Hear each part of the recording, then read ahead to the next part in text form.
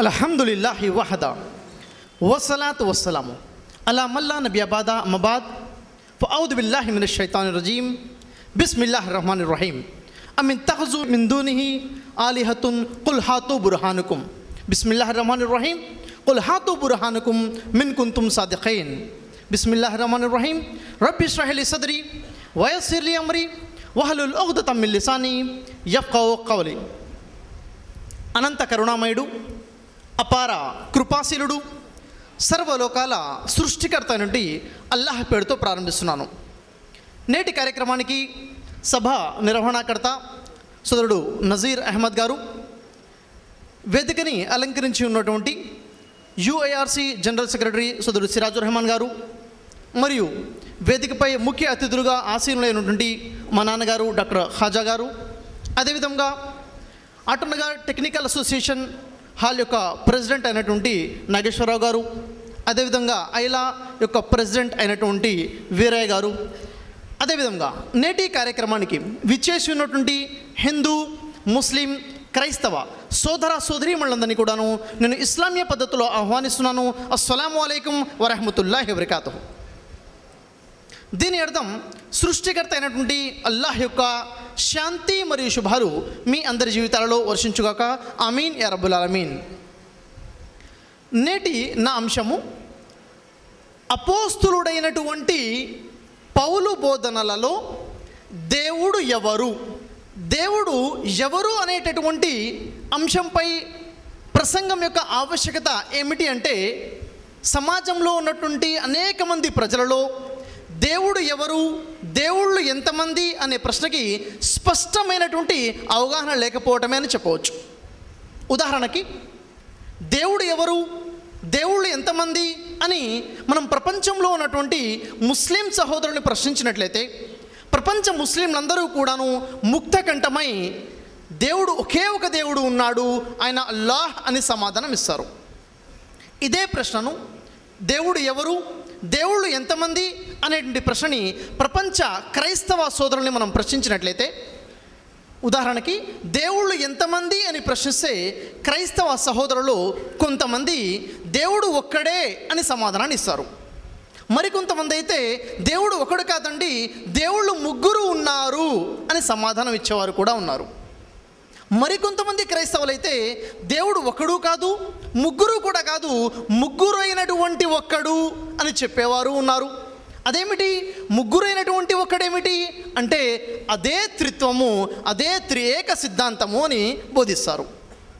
అంటే ఏమిటి అంటే వారిలో కొందరు అంటారు దేవుడు ఒకడే ఉన్నాడు, కానీ ఆ ఒక్క దేవునిలో తండ్రి, కుమార, పరిశుద్ధాత్మ అనే ఈ మూడు భాగాలు ఉన్నాయి అనేవారు కొందరుంటే, మరికొందరు అంటున్నారు దేవుడు ఒకడే, కానీ ఆ ఒక్క దేవునిలో తండ్రి, కుమార, పరిశుద్ధాత్మ అనే మూడు వేరు రూపాలు ఉన్నాయని చెప్పేవారు కూడాను లేకపోలేదు. అయితే దేవుళ్ళు ఎంతమంది అనే ఈ ఒక్క ప్రశ్నకే ఇన్ని రకాల సమాధానాలు లభిస్తున్నాయి మన ప్రపంచ క్రైస్తవుల నుండి. మరియు దేవుడు ఎవరు అని ప్రశ్నిస్తే ఈ ప్రశ్నకి సమాధానంగా ప్రపంచంలోని క్రైస్తవులు కొందరు యెహోవానే దేవుడు అని చెప్పేవారు ఉన్నారు. యెహోవా అంటే ఎవరు? బైబిల్ యొక్క అవగాహన లేనటువంటి ముస్లిం సహోదరులకి యెహోవా అన్న పదం యొక్క అవగాహన లేకపోవచ్చు. సకల లోకాల సృష్టికర్త అయినటువంటి అల్లాహ్నే బైబిల్ పరిభాషలో యెహోవా అని చెప్పడం జరిగింది. అంటే క్రైస్తవులు కొందరు యెహోవా మాత్రమే దేవుడు అని చెప్పేవారు ఉన్నారు. మరికొందరు క్రైస్తవులు అంటున్నారు లేదు లేదు లేదు యేసే దేవుడు అని చెప్తున్నారు. అసలు యెహోవా పేరు యొక్క అవగాహనే లేనటువంటి, యెహోవా పేరు విననటువంటి, యెహోవా అనేవాడు ఒకడు ఉన్నాడని తెలియనటువంటి క్రైస్తవులు కూడాను లేకపోలేదంటే పెద్ద ఆశ్చర్యకరమైన విషయం లేదు. మరికొందరు క్రైస్తవులు అంటున్నారు యెహోవా దేవుడే, యేసు కూడా దేవుడేనండి అంటున్నారు. మరికొంతమంది క్రైస్తవులు అంటున్నారు ముందు యెహోవా దేవుడు, ఆ తర్వాత యేసు దేవుడు అంటున్నారు. అదేలాగా అంటే యెహోవా దేవుడే యేసు దేవుడిగా మారిపోయాడు, కాబట్టి ముందు యెహోవా దేవుడు, ఆ తర్వాత యేసు దేవుడు అని ఇన్ని రకాల సమాధానాలు మన ప్రపంచ క్రైస్తవుల నుంచి మనకు లభిస్తున్నాయి. మరి దేవుడు ఎవరు అనే విషయంలో ఇంత గలిబిలి గందరగోళాన్ని దూరం చేసుకుని స్పష్టమైన సరి అయిన లేఖనానుసారంగా విశ్వాసాన్ని తెలుసుకోవడం కోసమే నేటి ఈ ప్రసంగం దేవుడు ఎవరు అనేది.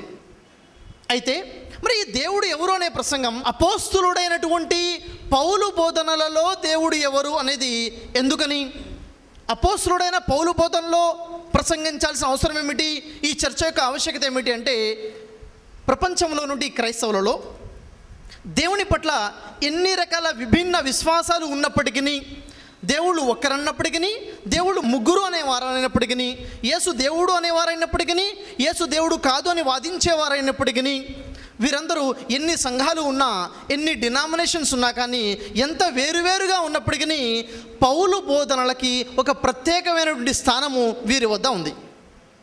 పౌలు ఏదైనా బోధించారు అంటే ఆ బోధకి వీరు తప్పకుండా ఒక ప్రాధాన్యతని ఇస్తారు. కాబట్టి నేటి అంశము పౌలు బోధనలలో దేవుడు ఎవరు అనేది.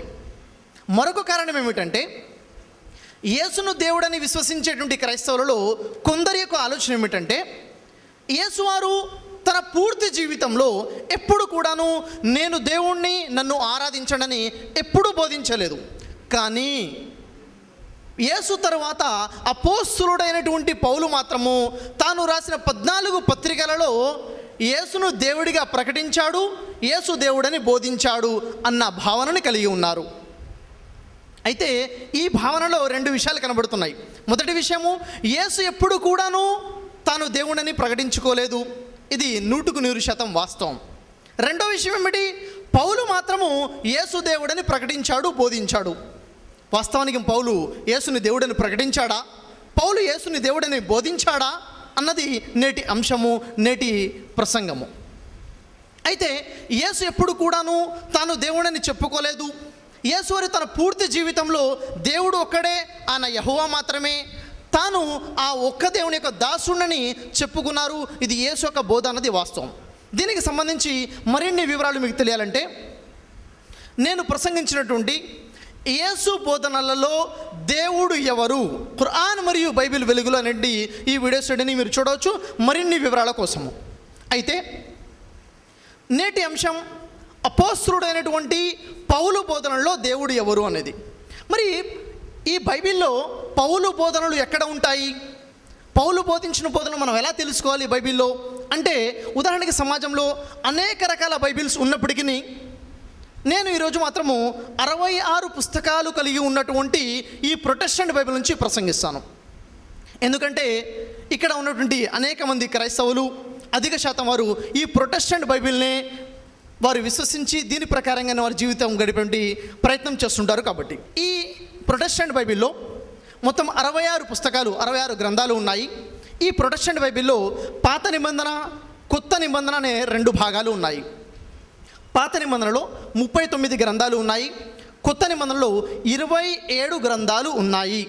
కొత్త నిబంధనలో ఉన్నటువంటి 27 గ్రంథాలలో 4 సువార్తలు, ఒకటి మత్తయి సువార్త, మార్కు సువార్త, లూకా సువార్త, యోహాను సువార్త అనే 4 సువార్తలు, మరియు ఒక అపోస్తుల కార్యము, మరియు యాకోబు రాసినటువంటి ఒక గ్రంథము, అదేవిధంగా పేతురు రాసినటువంటి 2 గ్రంథాలు, యూదా రాసినటువంటి ఒక గ్రంథము, ఆ తర్వాత యోహాను రాసినటువంటి 3 పత్రికలు, యోహాను రాసినటువంటి ప్రకటన గ్రంథము, ఇవి 13 గ్రంథాలు మనకు కనబడుతున్నాయి. అయితే కొత్త నిబంధనలో ఉన్నటువంటి 27 గ్రంథాలలో ఈ 13 గ్రంథాలు తీసివేయగా మిగిలినటువంటి 14 గ్రంథాలే పౌలు రాసినటువంటి 14 పత్రికలు. మరి ఆ పౌలు రాసిన 14 పత్రికలు ఏమిటి అంటే, ఒకటి పౌలు రోమియోలకు రాసినటువంటి ఒక పత్రిక, పౌలు కొరంథీయులకు రాసినటువంటి 2 పత్రికలు, పౌలు గలతీయులకు రాసినటువంటి ఒక పత్రిక, పౌలు కొలస్సీయులకు రాసినటువంటి ఒక పత్రిక, పౌలు ఎఫెసీయులకు రాసినటువంటి ఒక పత్రిక, ఆ పౌలు ఫిలిప్పీయులకు రాసినటువంటి ఒక పత్రిక. అదేవిధంగా అపోస్తలుడైన పౌలు తెస్సలోనికీయులకు రాసినటువంటి 2 పత్రికలు, పౌలు తిమోతికి రాసినటువంటి 2 పత్రికలు, అదేవిధంగా ఆ పౌలు ఫిలోమోనుకు రాసినటువంటి ఒక పత్రిక, మరి ఆ పౌలు తీతుకు రాసినటువంటి ఒక పత్రిక, అదేవిధంగా పౌలు హెబ్రీయులకు రాసినటువంటి ఒక పత్రిక. ఇవి 14 పత్రికలు. అయితే అపోస్తలుడైనటువంటి పౌలు యొక్క బోధనలు ఈ 14 పత్రికలలోనే కాకుండా అపోస్తుల కార్యంలోని కొన్ని వాక్యాల్లో కూడా పౌలు యొక్క బోధనలు మనకు కనబడుతుంటాయి. ఇక రండి సోదర మహాశయులారా, మరి పౌలు రాసినటువంటి 14 పత్రికలలో మరియు అపోస్తుల కార్యంలో ఉన్నటువంటి పౌలు యొక్క బోధనల వెలుగులో దేవుడు ఎవరు అని పౌలు బోధించాడు, దేవుళ్ళు ఎంతమంది అని పౌలు బోధించాడో మనం వివరంగా తెలుసుకుందాం. అయితే ఈ పౌలు ఈ పత్రికలు ఎప్పుడు రాశారు అన్న విషయం ముందుగా మనకు తెలియాలి. పౌలు ఈ పత్రికలు ఎప్పుడు రాశారు? యేసువారు భూమి మీద ఉన్నప్పుడే పౌలు పత్రికలు రాశారా అంటే లేదు. యేసువారు భూమి మీద 33.5 సంవత్సరాల కాలం జీవితం గడిపి ఆరోహణై పరలోకానికి వెళ్ళిపోయిన తరువాత పౌలు ఈ పత్రికలు రాయటం జరిగింది. పౌలు తెలియచేసిన విషయం ప్రకారముగా యేసువారు ఆరోహణైపై పరలోకానికి వెళ్ళిపోయిన తర్వాత ఆ పరలోకం నుండి తనకు దర్శనంలో యేసు కనపడి తనకు బోధించిన విషయాలే పౌలు నేను రాస్తున్నానని తెలియచేయడం జరిగింది. ఇది అంటే యేసువారు పరలోకానికి వెళ్ళిన తర్వాత ఈ పత్రికలు రాయబడ్డాయి అన్న విషయము మనం జ్ఞాపకం ఉంచుకోవాల్సిన విషయము. మరి క్రైస్తవులలో కొందరి భావన ఏమిటంటే యేసువారు భూమి మీద ఒక మానవుడిగా జీవితం గడిపారండి, పరలోకానికి వెళ్ళిపోయిన తర్వాత మాత్రము తను దేవుడిగా మారిపోయాడు, తను యెహోవాగా దేవుడిగా మారిపోయాడు. ఇప్పుడు ఆ ఆలోచనే కరెక్ట్ అయితే, ఆ ఆలోచన వాస్తవమైతే పౌలుకు దర్శనం కనబడింది ఎప్పుడు? పరలోకానికి వెళ్ళిపోయిన తర్వాత యేసు పౌలుకి దర్శనం ఇచ్చాడు. అంటే ఏ విధంగా దర్శనం ఇవ్వాలి? ఒక మానవుడిగా దర్శనం ఇవ్వాలా లేక దేవునిగా దర్శనం ఇవ్వాలంటే క్రైస్తవుల యొక్క ఆలోచన సరి అయినదైతే దేవునిగా పౌలుకి దర్శనం కనపడాలి. పౌలు యేసుని దేవుడనే విశ్వసించాలి, పౌలు యేసుని దేవుడనే ప్రకటించాలి, పౌలు బోధనలో యేసు దేవుడనే ఉండాలి. ఇక రండి సోదర మహాశయులారా, మరి పౌలు యొక్క బోధనని మనం వివరంగా పరిశీలిద్దాం. పౌలు తన బోధనలో దేవుడు ముగ్గురని బోధించాడా, దేవుడు త్రిత్వం అని బోధించాడా, లేక దేవుడు ఒక్కడే అని బోధించాడా? ఈ విషయాన్ని పరిశీలించినట్లయితే పౌలు రాసినటువంటి పత్రికలలో దాదాపుగా అనేక పత్రికల ప్రారంభపు వాక్యాలను మనం పరిశీలిస్తే పౌలు ఏమని రాస్తున్నాడంటే, మన తండ్రి అయిన దేవుని నుండి మరియు మన ప్రభు అయిన యేసుక్రీస్తు నుండి కృపయు సమాధానమును మీకు కలుగునుగాక అని రాస్తున్నాడు. ఈ వాక్యాన్ని జాగ్రత్తగా పరిశీలిస్తే అక్కడే మనకు తెలిసిపోతుంది పౌలు త్రిత్వ సిద్ధాంతాన్ని కలిగి లేడు, పౌలు ముగ్గురు దేవుళ్ళ భావనని కలిగి లేడని. ఎలాగ తెలుస్తుంది అంటే పౌలు రాస్తున్న విషయం ఏమిటి? దాదాపుగా అన్ని పత్రికల ప్రారంభ వాక్యాలు ఏం రాస్తున్నాడు? మన తండ్రి అయిన దేవుని యొక్కయు మరియు ప్రభు అయిన యేసుక్రీస్తు యొక్కయు అని వీరిద్దరి ప్రస్తావన తీసుకొస్తున్నాడు. త్రిత్వాన్ని నమ్మేటటువంటి వారి ప్రకారముగా త్రిత్వంలో మూడే వాడేటువంటి పరిశుద్ధాత్మ ప్రస్తావన పౌలు ఆ వాక్యాలలో చేయటం లేదు.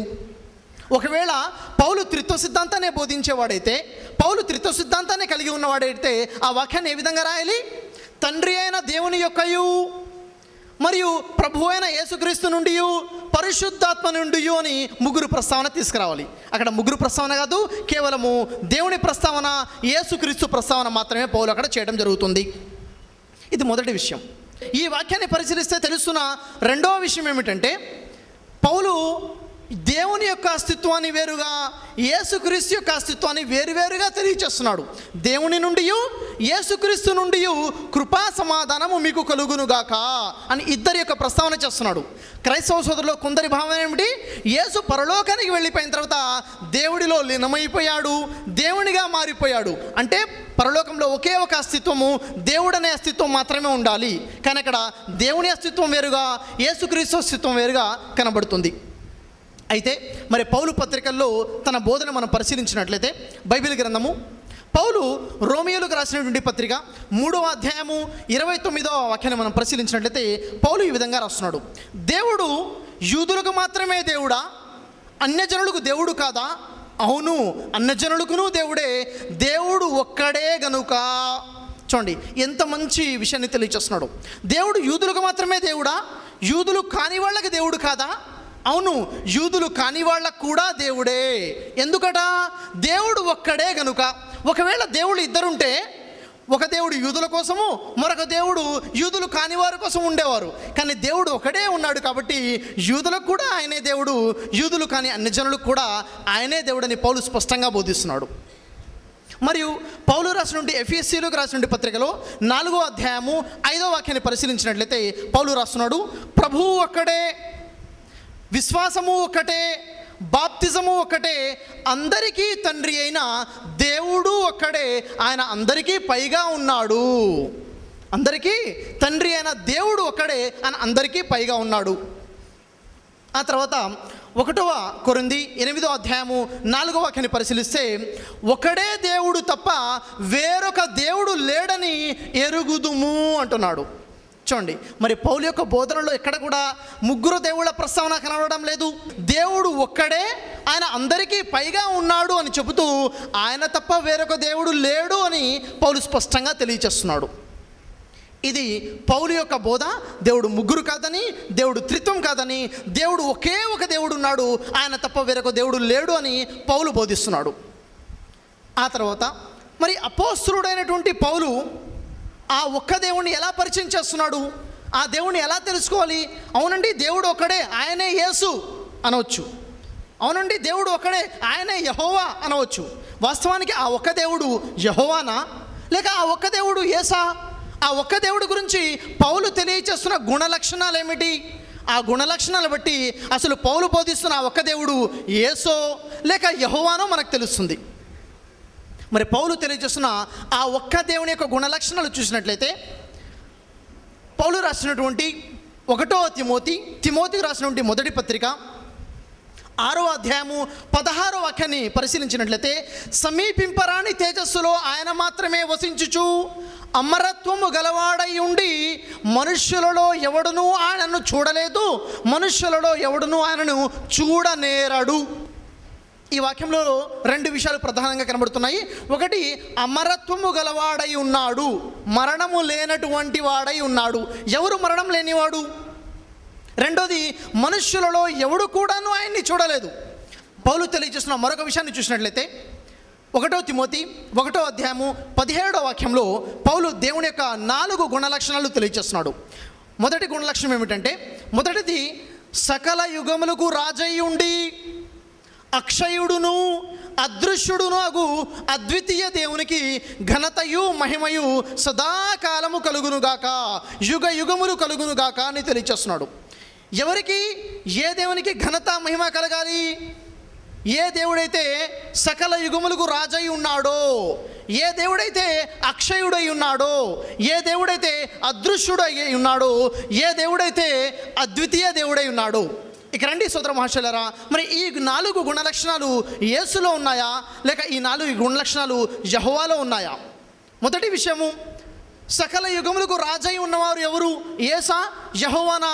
పౌలు ఎవరి గురించి చెప్తున్నారు అంటే, ఇర్మియా గ్రంథము 10వ అధ్యాయము 10వ వాక్యాన్ని పరిశీలించినట్లయితే, యెహోవాయే నిజమైన దేవుడు, ఆయన జీవము గల దేవుడు, సదాకాలము ఆయనే రాజు, సదాకాలము ఆయనే రాజు, సకల యుగములకు రాజై ఉన్నవాడెవరు? యెహోవానే. మొదటి విషయము. రెండో విషయాన్ని మనం చూసినట్లయితే, అక్షయుడు అంటే మరణము లేనివాడు, అమరత్వము కలిగి ఉన్నవాడు, చనిపోనటువంటి వాడు ఎవరు? యేసా, యెహోవానా? అంటే దానియేలు గ్రంథము 4వ అధ్యాయము 34వ వాక్యంలో యెహోవా గురించి తెలియచేయడం జరుగుతుంది. చిరంజీవియును సర్వోన్నతుడగు దేవుడును. చిరంజీవి అంటే చిరకాలము జీవించి ఉండువాడు, మరణము లేనటువంటి వాడు యెహోవా. రెండో విషయం తెలిసింది. మూడో విషయము, అదృశ్యుడు అంటే అగోచరుడు, కంటికి కనిపించినటువంటి వాడు. అగోచరుడు ఎవరు? యేసా లేక యెహోవానా? పౌలు ఎవరి గురించి బోధిస్తున్నాడు ఆ ఒక్క దేవుడని అంటే స్వయంగా యేసువారే తెలియచేస్తున్నారు. యోహాను సువార్త 5వ అధ్యాయము 37వ వాక్యంలో, ఏ కాలమందైనను ఏ నరుడు ఆయన స్వరూపము చూడలేదు. యేసువారు స్వయంగా చెప్తున్నారు, యెహోవా యొక్క స్వరూపాన్ని ఏ కాలంలో ఎవరు కూడా చూడలేదని. మరి యేసు యొక్క శిష్యులు తెలియచేస్తున్నారు. 1 యోహాను 4వ అధ్యాయము 12వ వాక్యంలో యేసువారి యొక్క శిష్యులు తెలియజేస్తున్న విషయం ఏమిటంటే, ఏ మానవుడును ఏ కాలమందైనను ఆయనను చూడలేదు. ఎవరిని? యేసునా, యెహోవానంటే యెహోవాని చూడలేదని, యెహోవా అదృశ్యుడని తెలియచేస్తున్నాడు. 4వ విషయము, ఆ దేవుడు అద్వితీయ దేవుడు.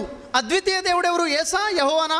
పౌలు ఎవరి గురించి తెలియజేస్తున్నాడు అంటే, ద్వితీయోపదేశకాండము 6వ అధ్యాయము 4వ వాక్యంలో మోషే తెలియచేసిన విధముగా, మార్కు సువార్త 12వ అధ్యాయం 29వ వాక్యంలో యేసువారు తెలియచేసిన విధముగా ఆ అద్వితీయ దేవుడు యెహోవానే.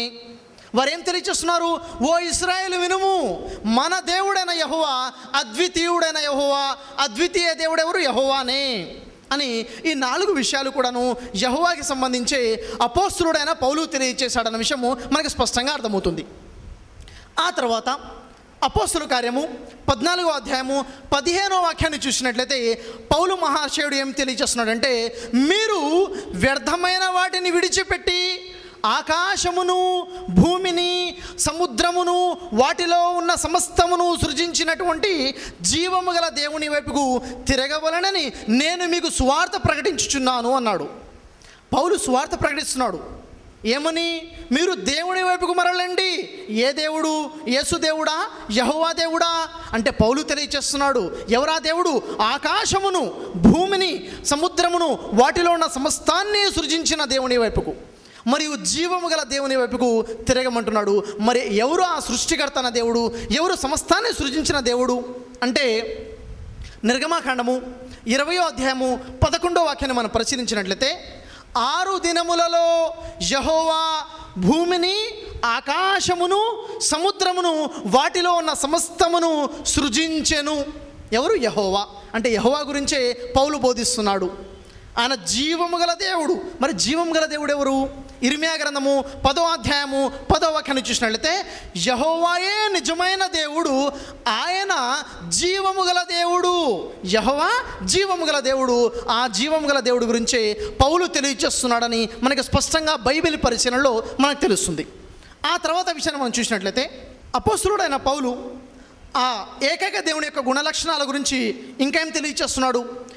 బైబిల్ గ్రంథంలో 1వ తిమోతి 6వ అధ్యాయము 13వ వాక్యాన్ని మనం పరిశీలించినట్లయితే, సమస్తమునకు జీవాధారకుడైనటువంటి దేవుడు అంటున్నాడు. ఎవరు? సమస్తమునకు జీవాధారకుడైనటువంటి దేవుడు. అంటే అందరూ కూడాను జీవము కొరకు దేవుని మీదనే ఆధారపడతారు. దేవుడే సమస్తానికి జీవాధారకుడు, ఆధారభూతుడు దేవుడే. మరి సమస్తానికి ఆధారభూతుడు ఎవరు? యేసా, యెహోవానా అంటే దీనికి సమాధానం యేసువారే తెలియచేస్తున్నారు. యోహాను సువార్త 6వ అధ్యాయం 57వ వాక్యంలో, జీవము గల దేవుడు నన్ను పంపెను, నేను ఆయన మూలముగా జీవించుచున్నాను. యేసువారు కూడాను ఆ దేవుడి మీదనే ఆధారపడుతున్నారు జీవించడం కోసము. యేసు కూడా జీవాధారకుడు యెహోవానే, జీవాధారకుడైన దేవుడు. ఆ తర్వాత అపోస్తలుల కార్యము 24వ అధ్యాయము 15వ వాక్యాన్ని మనం పరిశీలించినట్లయితే పౌలు ఏమంటున్నాడు? నా పితరుల దేవుణ్ణి నేను సేవించుచున్నానని తమరి ఎదుట నేను ఒప్పుకొనుచున్నాను. నేను నా పితరుల దేవుణ్ణి సేవించుచున్నానని తమరి ఎదుట నేను ఒప్పుకొనుచున్నాను. పితరుల దేవుడు ఎవరండి? పితరుల దేవుడు అంటే యేసా, యెహోవానా? దీనికి బైబిల్ సమాధానం చెప్తుంది. నిర్గమాకాండము 3వ అధ్యాయము 16వ వాక్యాన్ని మనం పరిశీలించినట్లయితే, పితరుల దేవుడైనటువంటి యెహోవా, ఆయనే అబ్రహాముకును, ఇస్సాకును మరియు యాకోబుకు దేవుడు. అబ్రహాముకు, ఇస్సాకుకు, యాకోబుకు దేవుడైన యెహోవానే పితరుల దేవుడని స్పష్టంగా బైబిల్ సమాధానం ఇచ్చింది. అయితే సోదర మహాశయులారా, మరి ఇప్పటివరకు పౌలు తెలియచేసిన విషయాలు ఏమిటంటే, దేవుని గురించి, దేవుడు ఒకే ఒక దేవుడు ఉన్నాడని, ఆ దేవుడు అందరికీ పైగా ఉన్నాడని, ఆ దేవుడు తప్ప మరొక దేవుడు లేడని, ఆ దేవుడే సమస్తాన్ని సృజించిన వాడని, ఆ దేవుడే పితరులకు దేవుడని, ఆ దేవుడు జీవము గల దేవుడని, ఆ దేవుడు అదృశ్యుడు అంటే అగోచరుడు, కంటికి కనపడనటువంటి దేవుడని, ఆ దేవుడే అక్షయుడు అంటే అమరత్వం గలవాడు, మరణం లేనటువంటి వాడనేసి, ఆ దేవుడే సమస్తానికి జీవాధారకుడైనటువంటి దేవుడనేసి, ఆ దేవుడు అద్వితీయ దేవుడని, ఆ ఒక్క దేవుడి గురించి ఆయన సదాకాలము రాజుగా ఉండేవాడని, ఆ దేవుని యొక్క గుణలక్షణాలను పౌలు పరిచయం చేస్తున్నాడు. అంతేకాదు, మరి పౌలు నా దేవుడు అని ఎవరిని అంటున్నాడు? ఈరోజు సమాజంలో క్రైస్తవ సోదరులు నా దేవుడు యేసు, యేసే నా దేవుడు అంటున్నట్టుగా పౌలు కూడా నా దేవుడు అని యేసునే పరిచయం చేస్తున్నాడా? అపోస్తలుడైన పౌలు నా దేవుడని ఎవరిని అంటున్నాడు? ఈ విషయాన్ని చూసినట్లయితే పౌలు రాసినటువంటి రోమియోలకు రాసిన పత్రిక 1వ అధ్యాయం 8వ వాక్యాన్ని మనం పరిశీలించినట్లయితే, అక్కడ పౌలు అంటున్నాడు, మీ అందరి నిమిత్తము నేను యేసుక్రీస్తు ద్వారా నా దేవునికి కృతజ్ఞతాస్తుతులు చెల్లించుచున్నాను. ఎవరికి? నా దేవునికి కృతజ్ఞతాస్తుతులు చెల్లించుచున్నాను. ఎవరి ద్వారా? యేసు ద్వారా. అంటే యేసు నా దేవుడు కాదనే కదా. యేసు ద్వారా నా దేవునికి అంటే యెహోవాకి యేసు ద్వారా కృతజ్ఞతాస్తుతులు చెల్లించున్నానని పౌలు అక్కడ స్పష్టంగా తెలియచేస్తున్నాడు. మరొక ఆశ్చర్యకరమైన విషయం ఏంటంటే ఆ యెహోవా ఏకైక దేవుణ్ణి పౌలు నా దేవుడు అనడమే కాకుండా ఆ దేవుడు యేసుకు కూడా దేవుడే అంటున్నాడు. అది ఇక్కడ ఎఫెసీయులకు రాసినటువంటి పత్రిక 1వ అధ్యాయము 3వ వాక్యంలో, ఎఫెసీయులకు రాసినటువంటి పత్రిక 1వ అధ్యాయము 19వ వాక్యాన్ని మనం పరిశీలించినట్లయితే అక్కడ పౌలు తెలియచేస్తున్నాడు, యేసుక్రీస్తు యొక్క దేవుడు సదా స్తుతించబడునుగాక. యేసుక్రీస్తు యొక్క దేవుడు స్తుతించబడునుగాక. ఆయన స్తుతించబడాలి. ఎవరు? ఏ దేవుడు? యేసుక్రీస్తు యొక్క దేవుడు అంటున్నాడు. అంటే దేవుడు నాకే దేవుడు కాదు, యేసుక్రీస్తు కూడా ఆయనే దేవుడని అపోస్తులుడైనటువంటి పౌలు స్పష్టంగా పరిచయం చేస్తున్నాడు. ఆ తర్వాత పౌలు ఎవరిని ప్రార్థించాడు? ఎవరిని సేవించాడు? ఎవరికి కృతజ్ఞతాస్తుతులు చెల్లించుకున్నాడు? యేసును ప్రార్థించాడా లేక యెహోవాని ప్రార్థించాడా అంటే రోమియోలకు రాసిన పత్రిక 1వ అధ్యాయం 8వ వాక్యము మనం పరిశీలించిన దాన్ని బట్టి తెలిసిన విషయం ఏంటంటే యేసుక్రీస్తు ద్వారా నా దేవునికి కృతజ్ఞతాస్తుతులు చెల్లించుచున్నాను. ఆయనకి కృతజ్ఞతాస్తుతులు చెల్లిస్తున్నారు పౌలు. ఆ తర్వాత 2 కొరింథీ 11వ అధ్యాయము 31వ వాక్యాన్ని మనం పరిశీలించినట్లయితే పౌలు ఒక విషయాన్ని తెలియచేస్తున్నాడు. ఏమిటా విషయము? నేను అబద్ధమాడుట లేదని నిరంతరము స్తుతించబడుచున్నటువంటి యేసుక్రీస్తు యొక్క దేవుడు ఎరుగును అంటున్నాడు. ఎవరికి తెలుసంట? నిరంతరము స్తుతించబడుతున్నటువంటి యేసుక్రీస్తు యొక్క దేవుడికి తెలుసు. ఆయనే నిరంతరము స్తుతించబడేటువంటి దేవుడు, యేసు యొక్క దేవుడు అని పౌలు తెలియచేస్తున్నాడు. ఆ తర్వాత అపోస్తుల కార్యము 16వ అధ్యాయము 25వ వాక్యంలో, అయితే అర్ధరాత్రి వేళ, ఎప్పుడు? అర్ధరాత్రి వేళ పౌలును శిలయును దేవునికి ప్రార్థన చేయుచు కీర్తనలు పాడుచుండిరి. అర్ధరాత్రి అయిపోయింది, పౌలు నిద్రపోవడం లేదు. ఏం చేస్తున్నాడు? ప్రార్థిస్తున్నాడు. ఎవరిని? ఆ యెహోవా దేవుడికే ప్రార్థిస్తున్నాడు. ఆయన గురించే కీర్తనలు పాడుచున్నాడు. మరి నేను ఆ దేవుడికి ప్రార్థిస్తున్నాను అని చెప్పడమే కాకుండా యేసు కూడా ఆ దేవునికే ప్రార్థించుచున్నాడు అని అక్కడ అపోస్తలుడైన పౌలు తెలియచేస్తున్నాడు. ఎక్కడ తెలియచేస్తున్నాడు అంటే హెబ్రీయులకు రాసిన పత్రిక 5వ అధ్యాయము 7వ వాక్యాన్ని పరిశీలించినట్లయితే అపోస్తలుడైన పౌలు యేసు గురించి తెలియచేస్తున్నాడు. ఏమని? యేసు శరీరధారి అయి ఉన్న దినములలో మహారోదనతోనూ కన్నీళ్లతోనూ తన్ను మరణము నుండి రక్షింపగలవానికి ప్రార్థనలు యాచనలు సమర్పించి భయభక్తులు కలిగి ఉన్నందున ఆయన అంగీకరించబడెను. చూడండి, ఈ వాక్యంలో 2 విషయాలు మనకు తెలుస్తున్నాయి. మొదటి విషయం ఏమిటి? యేసు కన్నీళ్లతో ఆ దేవుడికే ప్రార్థించినటువంటి దేవుని దాసుడని. రెండో విషయము, యేసు ఆ దేవుడంటే భయభక్తులు కలిగి ఉన్నటువంటి దేవుని దాసుడని అపోస్తలుడైన పౌలు తెలియచేస్తున్నాడు. అయితే పౌలు బోధించిన విషయాలను బట్టి దేవుడు ఒక్కడే, ఆయన యెహోవా. ఆ యెహోవా దేవుడు పౌలుకు దేవుడే, యేసు కూడాను దేవుడే. పౌలు ఆ దేవుణ్ణే ప్రార్థించాడు, యేసు కూడా ఆ దేవుణ్ణే ప్రార్థించాడు. ఇంత స్పష్టమైన సందేశము పౌలు మనకు అందచేయడం జరిగింది తన బోధనల ద్వారా. మరి ఈ అన్ని విషయాలు విన్న తర్వాత యేసును దేవుడు అని విశ్వసించేటటువంటి క్రైస్తవులకి ఒక ప్రశ్న ఉత్పన్నం అవ్వచ్చు. ఏమిటది అంటే, మరి పౌలు యేసు గురించి ఏం బోధించాడు? దేవుడు ఒక్కడే ఆయన యెహోవా అని చెప్పాడు, సరే బాగానే ఉంది. యేసు గురించి ఏమని బోధించాడు అంటే, యేసు గురించి పౌలు తన పత్రికల్లో బోధించిన విషయాలను చూసినట్లయితే ముఖ్యంగా 5 విషయాలు మనకు కనబడిస్తున్నాయి.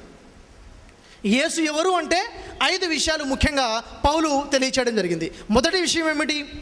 కొలస్సీయులకు రాసినటువంటి పత్రిక 1వ అధ్యాయము 15వ వాక్యాన్ని మనం పరిశీలించినట్లయితే అక్కడ పౌలు తెలియజేస్తున్నాడు, యేసు ఎవరట?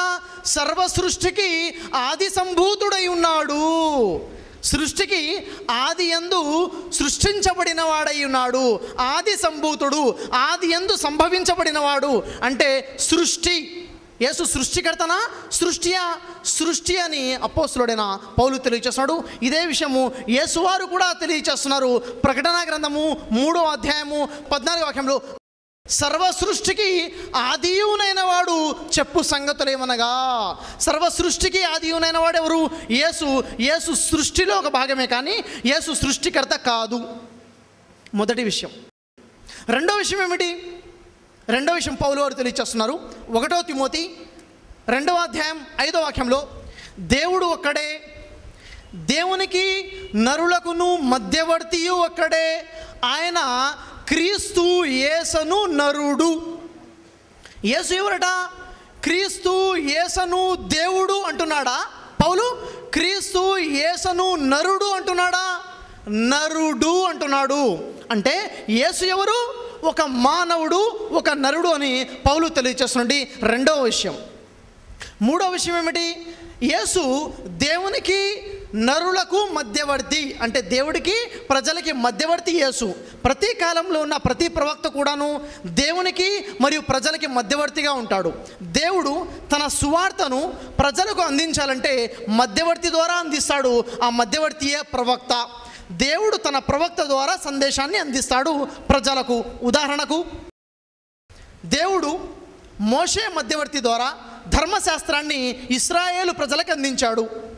ఇక్కడ ఇశ్రాయేలు ప్రజలకి దేవుడికి మధ్యవర్తి మోషే అయిపోయాడు. అదేవిధంగా దేవునికి నరులకి మధ్యవర్తి యేసు కాలంలో యేసు మధ్యవర్తి అని మూడో విషయం తెలియచేస్తున్నాడు అపోస్తలుడైన పౌలు.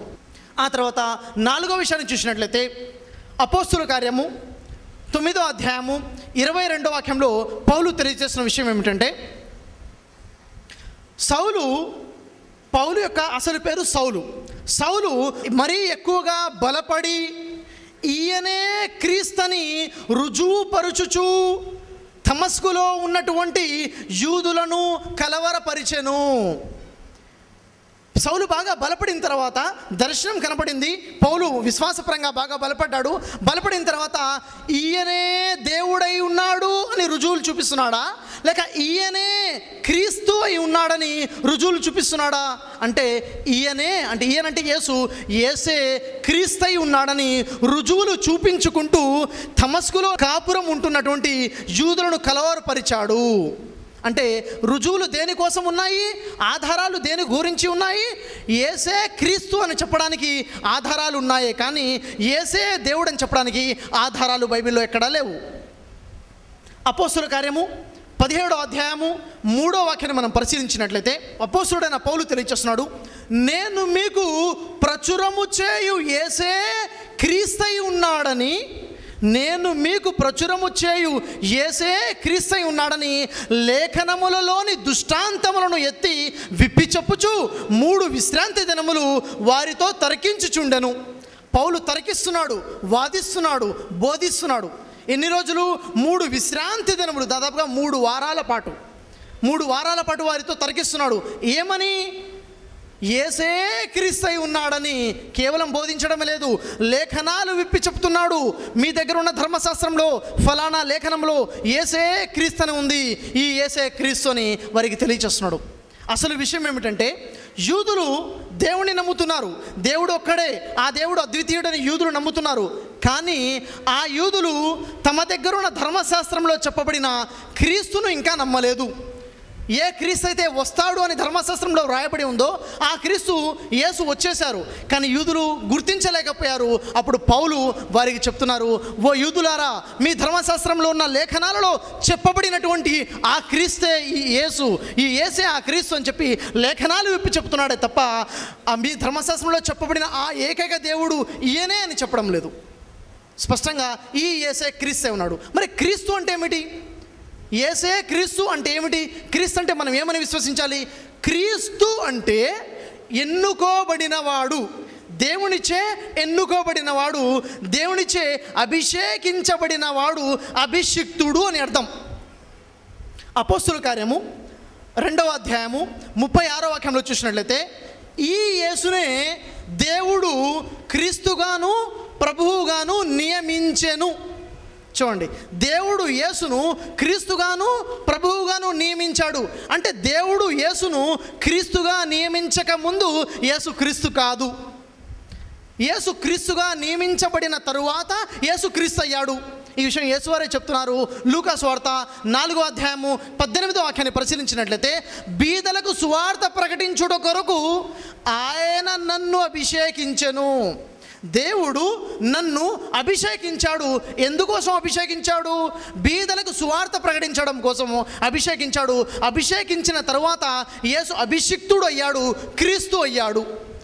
మరి చాలామంది యొక్క ఆలోచన, అపోహ ఏమిటంటే పూర్తి బైబిల్లో దేవుడు కేవలం యేసును మాత్రమే ఎన్నుకున్నాడు సువార్త ప్రకటించడం కోసము, యేసు మాత్రమే క్రీస్తు, యేసు ఒక్కడే అభిషిక్తుడు అని చాలామంది యొక్క అపోహ. కానీ బైబిల్ని పరిశీలించి చదివితే కేవలం యేసు మాత్రమే అభిషిక్తుడు కాదు, అనేక మంది అభిషిక్తులు ఉన్నారని బైబిల్ మనకి సాక్ష్యం చెప్తుంది. ఉదాహరణ మనం చూసినట్లయితే నిర్గమాకాండము 40వ అధ్యాయము 13వ వాక్యంలో అహరోను అభిషిక్తుడు అని ఉంది. 1 సమూయేలు 10వ అధ్యాయము 1వ వాక్యంలో సౌలు అభిషిక్తుడు అని ఉంది. 2 సమూయేలు 23వ అధ్యాయము 1వ వాక్యంలో యాకోబు అభిషిక్తుడు అని ఉంది. యెషయా గ్రంథము 45వ అధ్యాయము 1వ వాక్యంలో కోరేషు అభిషిక్తుడు, దేవుడు కోరేషును అభిషేకించాడు అని ఉంది. అదేవిధంగా కీర్తన గ్రంథము 105వ అధ్యాయము 14వ వాక్యంలో అనేక మంది అభిషిక్తుల గురించి ప్రస్తావన ఉంది, అనేక మంది అభిషిక్తులు ఉన్నారని బైబిల్ చెప్తుంది. అదేవిధంగా కీర్తన గ్రంథము 89వ అధ్యాయము 20వ వాక్యంలో దావీదు అభిషిక్తుడు అని ఉంది. అంటే వీరందరూ కూడా ఎన్నుకోబడిన వారే. యేసు కూడా ఎన్నుకోబడిన వాడు సువార్త ప్రకటించడం కోసము, అంటే అభిషిక్తుడు క్రీస్తు అని అర్థం. ఇది 4వ విషయము పౌలు తెలియజేశాడు. 5వ విషయం ఏమిటి? అపోస్తలుడైన పౌలు యేసు గురించి తెలియజేసిన 5వ విషయం ఏమిటి అంటే హెబ్రీయులకు రాసిన పత్రిక 4వ అధ్యాయము 14వ వాక్యంలో ఈ యేసు మన కొరకు గొప్ప యాజకుడై ఉన్నాడు. గొప్ప ప్రధాన యాజకుడైనటువంటి యేసు మన కొరకు ఉన్నాడు అని పౌలు తెలియజేస్తున్నాడు. యేసు ఎవరట? గొప్ప ప్రధాన యాజకుడు. గొప్ప ప్రధాన యాజకుడు అంటే ఏమిటి అంటే ఆ బైబిలే చెప్తుంది. హెబ్రీయులకు రాసిన పత్రిక 7వ అధ్యాయం 24, 25 వాక్యాలు పరిశీలిస్తే యేసు నిరంతరము ఉన్నవాడు గనుక మార్పు లేని యాజకత్వము కలిగి ఉన్నాడు. మరి యాజకత్వం కలిగి ఉన్నవాడు యాజకుడు. యాజకుడు ఏం పని చేస్తాడు అంటే 25వ వాక్యంలో ఉంది, తను ఎవరైతే ఏ ప్రజలైతే తన ద్వారా దేవుని వద్దకు వస్తారో, పరలోకంలో ఎవరైతే తన ద్వారా దేవుని విశ్వసించి తన ద్వారా దేవుని వద్దకు వస్తారో వారి కొరకు విజ్ఞాపనలు చేస్తూ ఉంటాడు. విజ్ఞాపన అంటే సిఫారసు చేస్తాడు, రికమెండేషన్ చేస్తాడు. ఓ దైవమా, ఈ ప్రజలందరూ కూడా నా ద్వారా నిన్ను విశ్వసించారు, నా సువార్త విని నిన్ను నమ్ముకున్నారు అని విజ్ఞాపన, సిఫారసు చేస్తారు. యేసు క్రీస్తు, యేసు యాజకుడు అంటే యేసు విజ్ఞాపనలు చేసేవాడు. మరి యాజకుడు కేవలం విజ్ఞాపన, రికమెండేషన్ మాత్రమే చేయడు, సిఫారసు మాత్రమే చేయడు, నేరము కూడా మోపుతాడు అని యేసువారే చెప్తున్నారు. నేరం మోపడం ఏమిటి? ఆ రేపు పరలోక రాజ్యంన కొంతమంది కోసం సిఫారసు చేస్తాడు, మరికొందరి కోసము నేరం కూడా మోపుతాడు. ఎవరు నేరం మోపుతారు? ఉదాహరణకు చూసినట్లయితే బైబిల్ గ్రంథంలో యేసువారు తెలియజేస్తున్నారు. యోహాను సువార్త 5వ అధ్యాయము 44, 45 వాక్యాలు పరిశీలించినట్లయితే యేసువారు అన్నారు, నేను దేవుని వద్ద మీ గురించి నేరము మోపుతానని మీరు తలంచకుడి, మీరు ఆశ్రయించుచున్న మోషేనే మీ మీద నేరము మోపును. అంటే అక్కడ మోషే కూడా ఉన్నాడు, యేసే కాదు. దేవుని వద్ద మోషే కూడా ఉన్నాడు. మోషే మీ మీద నేరం మోపుతాడు. ఎందుకు నేరం మోపుతాడు? ఎందుకంటే మోషే నా గురించి వ్రాసి ఉన్నాడు. ఎక్కడ? ధర్మశాస్త్రంలో. క్రీస్తు వస్తాడు, ఆయన్ని నమ్మాలని రాశాడు. మీరు మోషేను నమ్మలేదు కనుక నన్ను నమ్మలేదు. మీరు నన్ను నమ్మలేదు కాబట్టి మీ గురించి యాజకుడైన మోషే దేవుని వద్ద నేరం మోపుతాడు.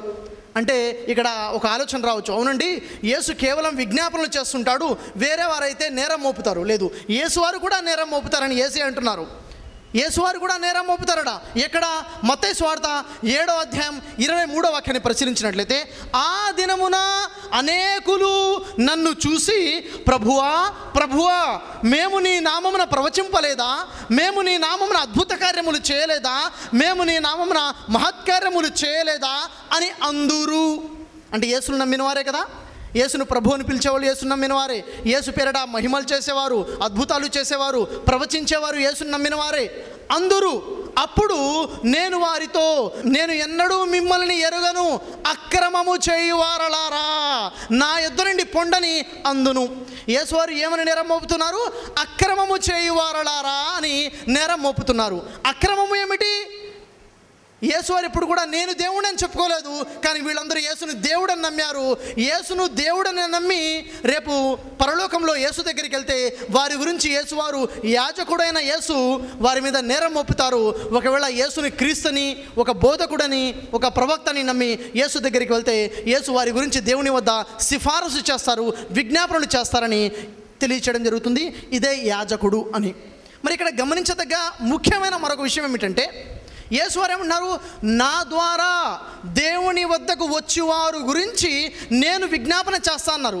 నా ద్వారా దేవుని వద్దకు వచ్చేవారంటే కేవలం యేసు ద్వారానే దేవుని వద్దకు వెళ్తారా, ఇంకెవరి ద్వారా దేవుని వద్దకు వెళ్ళరా అంటే యేసువారు ఏమంటున్నారంటే మత్తయి సువార్త 8వ అధ్యాయము 11వ వాక్యంలో, అనేకులు తూర్పు నుండి పడమర నుండి వచ్చి అబ్రహాముతో కూడాను, ఇస్సాకుతో కూడాను, యాకోబుతో కూడాను పరలోక రాజ్యంలో ప్రవేశించి కూర్చుందురు. యేసు ద్వారానే వస్తున్నారా?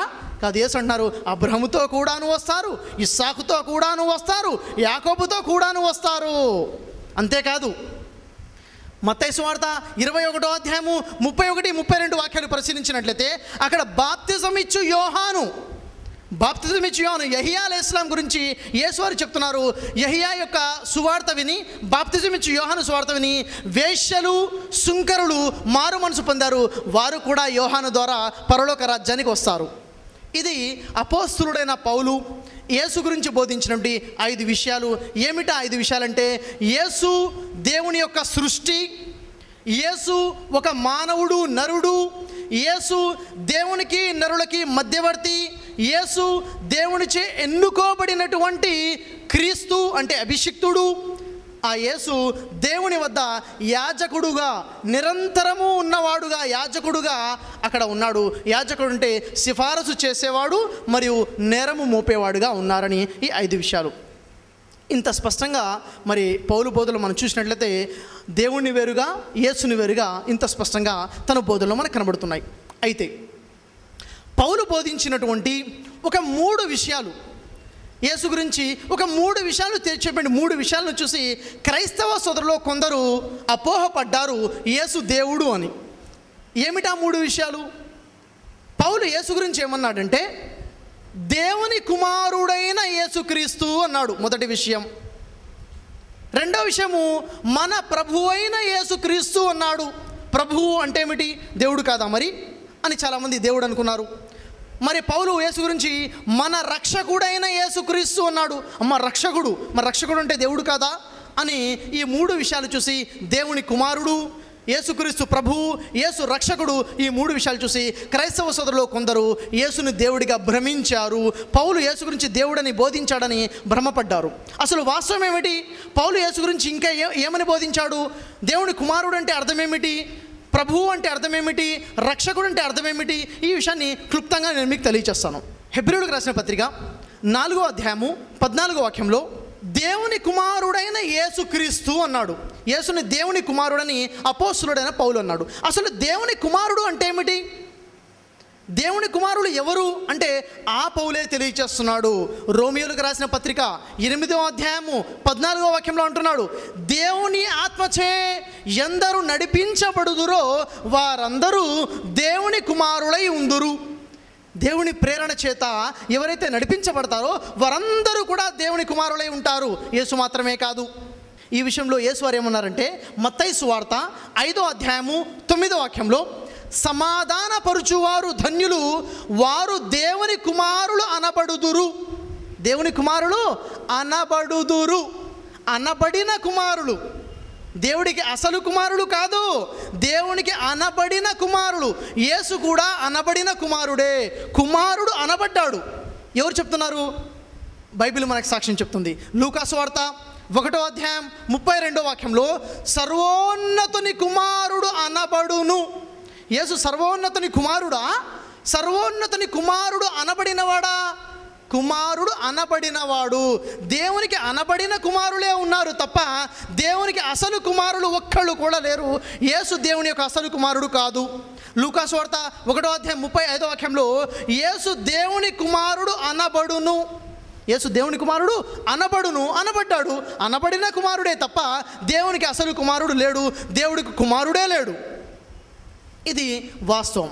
రెండో విషయం ఏమిటంటే 2 కొరింథీ 1వ అధ్యాయము 2వ వాక్యంలో పౌలు తెలియచేశాడు, ప్రభువు అయిన యేసుక్రీస్తు అని. మన ప్రభు అయిన యేసుక్రీస్తు, యేసును ప్రభు అన్నాడు కదా, ప్రభు అంటే దేవుడే కదా, కాబట్టి యేసు దేవుడు అని అర్థం చేసుకున్నవారు కొంతమంది ఉన్నారు. అసలు ప్రభు అంటే ఏమిటి?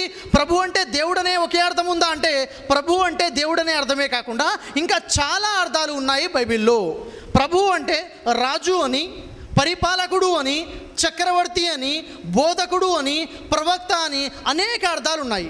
మరి ప్రభు అంటే ఏ అర్థంతో బైబిల్లో యేసు గురించి చెప్పబడింది అంటే, బైబిల్ సమాధానం చెప్తుంది. మత్తయి సువార్త 17వ అధ్యాయము 4వ వాక్యము మరియు మార్కు సువార్త 9వ అధ్యాయము 5వ వాక్యం, ఈ 2 వాక్యాలు పరిశీలిస్తే ఒక విషయం బయటపడుతుంది. ఈ 2 విషయాలు ఒకే సంఘటన ఉంది. ఏమిటా సంఘటన? యేసు రూపాంతరపు కొండ మీద ఉన్నాడు. అక్కడ మోషే, ఏలియా కనబడతారు. అక్కడ పేతురు కూడా ఉన్నాడు. ఆ సంఘటన ఈ 2 సువార్తల్లో ఉంది, మత్తయి సువార్తలో, మార్కు సువార్తలో. మత్తయి సువార్త 17వ అధ్యాయం 4వ వాక్యంలో, మార్కు సువార్త 9వ అధ్యాయం 5వ వాక్యంలో. అక్కడ ఉన్న వాక్యం ఏమిటంటే, అప్పుడు పేతురు, ప్రభువా మనమిక్కడ ఉండుట మంచిది అన్నాడు. ప్రభువా మనమిక్కడ ఉండుట మంచిది. ఇదే మార్కు సువార్తలో చూస్తున్నట్లయితే, బోధకుడా మనమిక్కడ ఉండుట మంచిది అంటున్నాడు. ప్రభువా అంటే బోధకుడా అని అర్థము. మత్తయి సువార్తికుడు ప్రభు అంటున్నాడు, మార్కు సువార్తికుడు అక్కడ బోధకుడు అంటున్నాడు. బోధకుడు అంటే ప్రభు. అయితే యేసుని ప్రభు అని మీరు పిలవాలనుకుంటే, బోధకుడైన ప్రభు అనే ఉద్దేశంతో మీరు పిలవాలి, అంతేకాని దేవుడైన ప్రభు అనే ఉద్దేశంతో పిలవకూడదు. అది యేసువారు చెప్తున్నారు. యోహాను సువార్త 13వ అధ్యాయం 13వ వాక్యంలో, మీరు నన్ను బోధకుడనియు ప్రభు అనియు పిలుచుచున్నారు, నేను బోధకుడును ప్రభువును, కనుక మీరు నన్నట్ల పిలుచుట న్యాయమే అన్నారు. అంటే బోధకుడైన ప్రభువుని మీరు నన్ను పిలవచ్చు, అది న్యాయమే అన్నారు. మరొక దగ్గర ఏమంటున్నారు?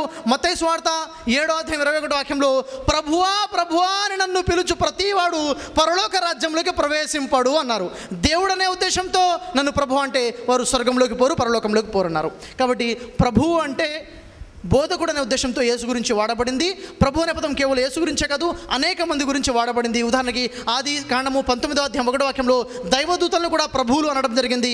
సంఖ్యాకాండము 11వ అధ్యాయం 28వ వాక్యంలో మోషేని కూడా ప్రభు అనడం జరిగింది. ఇంకా చాలామందిని ప్రభు అని బైబిల్లో అనడం జరిగింది. మీరు ఇంకా వివరంగా మీరు తెలుసుకోవాలనుకుంటే నా ఈ వీడియో స్టడీని మీరు చూడవచ్చు. ఇంకా చివరి విషయం అదేమిటి? తీతుకు రాసిన పత్రిక 1వ అధ్యాయం 5వ వాక్యంలో, మన రక్షకుడైన యేసుక్రీస్తు అంటున్నాడు. రక్షకుడు అంటే ఏమిటి? మరి యేసు రక్షకుడు అంటే దేవుడు కాదా? యేసుని దేవుడని భ్రమించారు చాలామంది. మరి రక్షకుడు అంటే ఏమిటంటే, దీనికి యేసువారి వివరిస్తున్నారు. యేసువారి తెలియజేసిన విషయం ఏమిటంటే, మార్కు సువార్త 2వ అధ్యాయము 17వ వాక్యంలో యేసువారు ఒక ఉపమానం చెప్తున్నారు. రోగికే కానీ ఆరోగ్యవంతుడికి వైద్యుడు అక్కరలేదు, నేను పాపులను పిలవచ్చితేనే కానీ నీతిమంతులను పిలవరాలేదు అన్నారు. అంటే తన్ను తాను వైద్యుడితో పోల్చుకుంటున్నారు. వైద్యుడు రక్షకుడు ఎవరి కోసము? రోగి కోసము వైద్యుడు రక్షకుడు. వైద్యుడిలో రక్షణ ఉందా, లేక వైద్యుడిలో ఉన్న వైద్యంలో రక్షణ ఉందా అంటే వైద్యములో రక్షణ ఉంది. అలాగే యేసు రక్షకుడు అంటే యేసులో రక్షణ ఉందా, యేసు ఇచ్చిన సువార్తలో రక్షణ ఉందా? యేసు ఇచ్చిన సువార్తలో రక్షణ ఉంది. అదే యేసువారు చెప్పారు మార్కు సువార్త 1వ అధ్యాయం 15వ వాక్యంలో, మీరు మారు మనసు పొంది సువార్తను నమ్ముడని దేవుని సువార్త బోధించుకుంటూ యేసువారు వచ్చారు. అయితే యేసు సువార్తలో మాత్రమే రక్షణ ఉందా అంటే కాదు, ప్రతి ప్రవక్త ఇచ్చిన సువార్తలో రక్షణ ఉంది. యేసువారే చెప్పారు.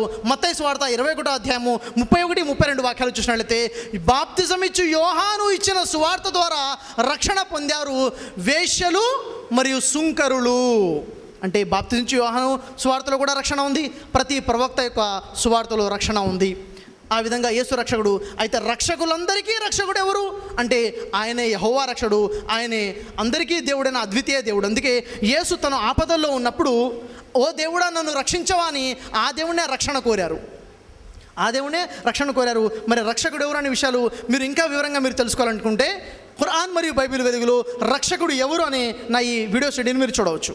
అయితే పౌలు బోధనలు మనం పరిశీలించినట్లయితే, పౌలు బోధనలో యేసే దేవుడు, దేవుడే యేసు అని చెప్పకుండా దేవుణ్ణి వేరుగా, యేసును వేరుగా స్పష్టంగా తెలియచేయడం జరిగింది. ఉదాహరణకి దేవుడు గురించి పౌలు ఏమని తెలియచేశాడు, యేసు గురించి పౌలు ఏమని తెలియచేశాడంటే, అపోస్తులుడైనటువంటి పౌలు దేవుడి గురించి ఈ విషయాలు తన పత్రికలో తెలియచేయడం జరిగింది. ఏమని తెలియజేస్తున్నాడు దేవుడి గురించి?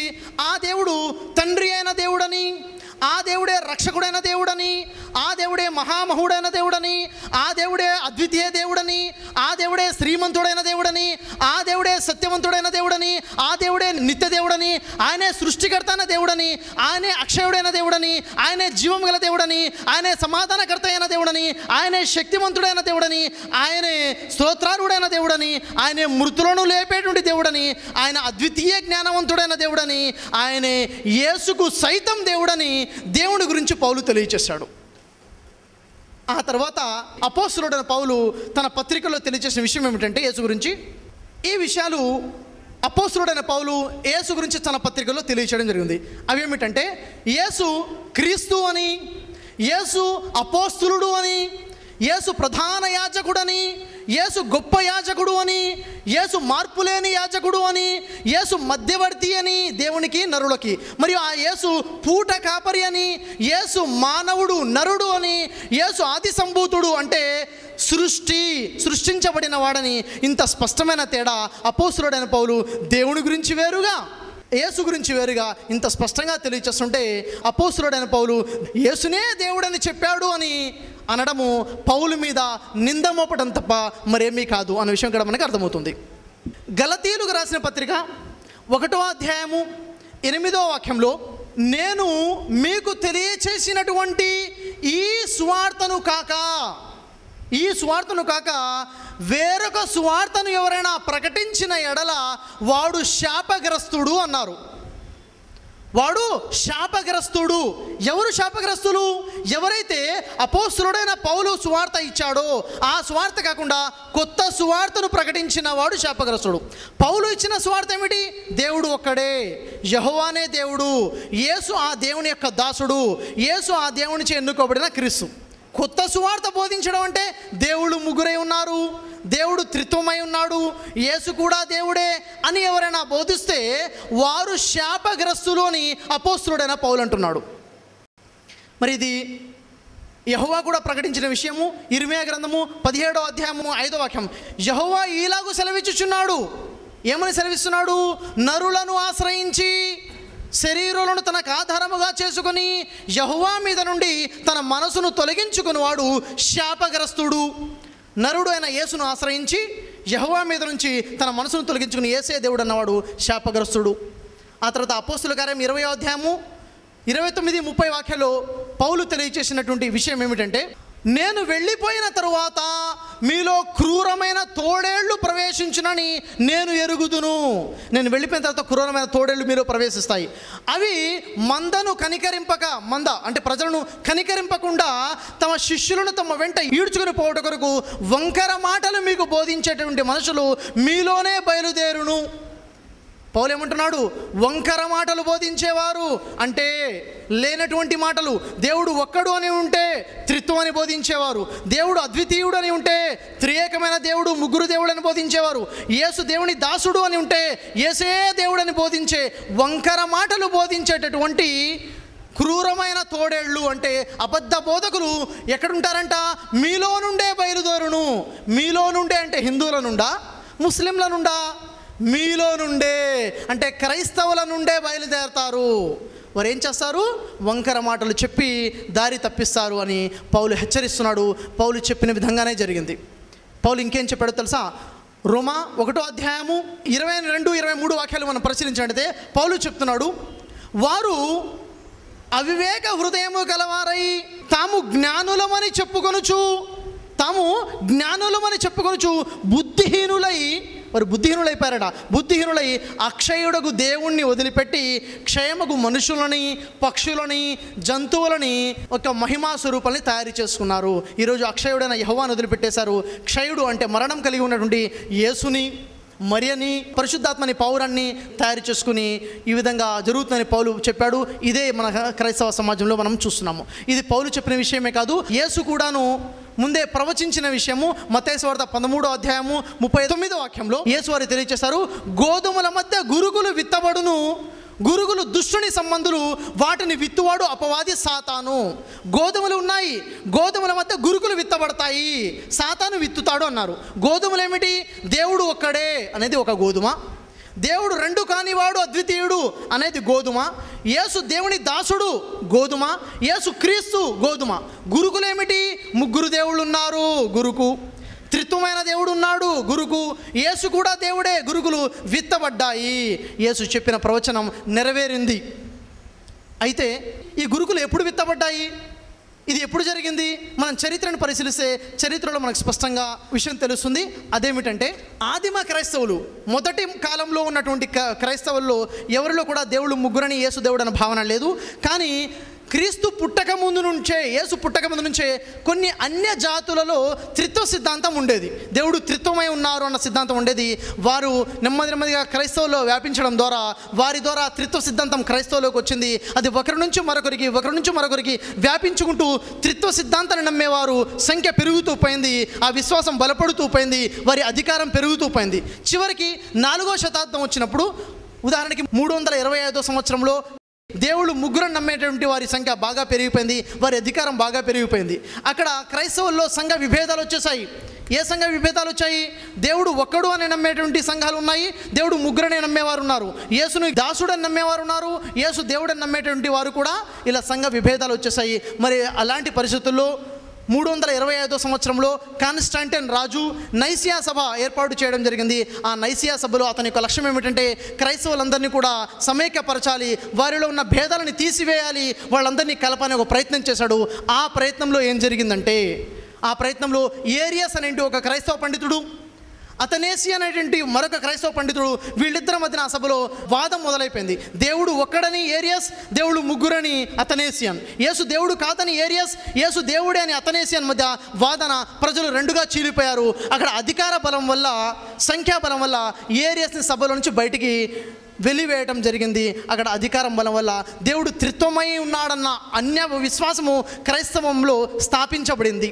ఆ విధంగా క్రైస్తవ్యములో త్రిత్వ బోధన వచ్చింది. యేసు దేవుడు అన్న భావన 325వ సంవత్సరంలో స్థాపించబడింది. అప్పటి నుంచి వారు ఇంకా ఎక్కువగా పెరుగుతూ ముందుకొచ్చారు. అయితే ఆ సభ మాత్రం ముగిసిపోయింది. సమాజంలో మాత్రము ఈ సిద్ధాంత విభేదాలు పూర్తి కాలేదు. క్రైస్తవులు ఒకరిని ఒకరు చంపుకోవడం మొదలుపెట్టారు. దేవుడు ఒక్కడనేవారు, దేవుడు త్రిత్వం అనేవారు, ఒకరొకరిని చంపుకుంటూ చివరికి 5 సంవత్సరాల పాటు మారణ హోమం జరిగింది, హత్యాకాండ జరిగింది. 5 సంవత్సరాల తర్వాత అధికార బలం వల్ల, హింస ద్వారా దేవుడు ఒక్కడే అనేవారిని పూర్తిగా అణిచివేశారు. త్రిత్వ సిద్ధాంతం బలోపేతమైపోయింది. చివరికి ఏం జరిగింది? దేవుడు ఒక్కడే అన్న సిద్ధాంతం కేవలం వాక్యాలలోనే ఉండిపోయింది. ప్రజలలో ఉన్న విశ్వాసాల్లో దేవుడు త్రిత్వము, యేసు దేవుడు అన్న భావన వచ్చేసింది.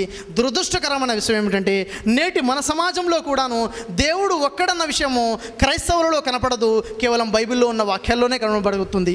యేసు చెప్పాడు, గురుగులు విత్తబడును, విత్తువాడు దుష్టుడు అపవాది సాతాను. ఇది సాతాను చేసిన పని. మరి సాతాను చేసిన పని నుండి మనల్ని మనం రక్షించుకోవాలి. లేఖనాల ఆధారంగా దేవుడు ఒక్కడైన విషయాన్ని గుర్తించాలన్న విషయం ఈరోజు మనం తెలుసుకున్నాము. చివరిగా పౌలు బోధనలో దేవుళ్ళు ఎంతమంది? ఒకే ఒక దేవుడు ఉన్నాడు. పౌలు బోధనలో దేవుడు ఎవరు? యెహోవా మాత్రమే దేవుడు, యేసు దేవుడు కాదన్న సత్యాన్ని మనం తెలుసుకున్నాము. చివరిగా నేటి నా యొక్క ప్రసంగాన్ని ఖురాన్ గ్రంథంలోని సూర అంబియా 21వ సూర 24వ వాక్యాన్ని మీకు తెలియజేసుకుంటూ నాకు ప్రసంగాన్ని ముగిస్తాను. మీరు అల్లాహ్ను కాదని ఇతర దేవుళ్ళు మీరు కల్పించుకున్నారా? ఓ ప్రవక్త వారితో ఇలా అను, మీ రుజువును తీసుకొని రండి. అంటే వారి దగ్గర ఏ రుజువు లేదు అల్లాహ్ని కాకుండా వేరే దేవుణ్ణి చేసుకోవడానికి. వాఖిరుద్దావనా అన్ అల్హమ్దులిల్లాహి రబ్బిల్ ఆలమీన్. అస్సలాము అలైకుం వరహమతుల్లాహి వబరకాతుహు. జజాకల్లాహు ఖైర్.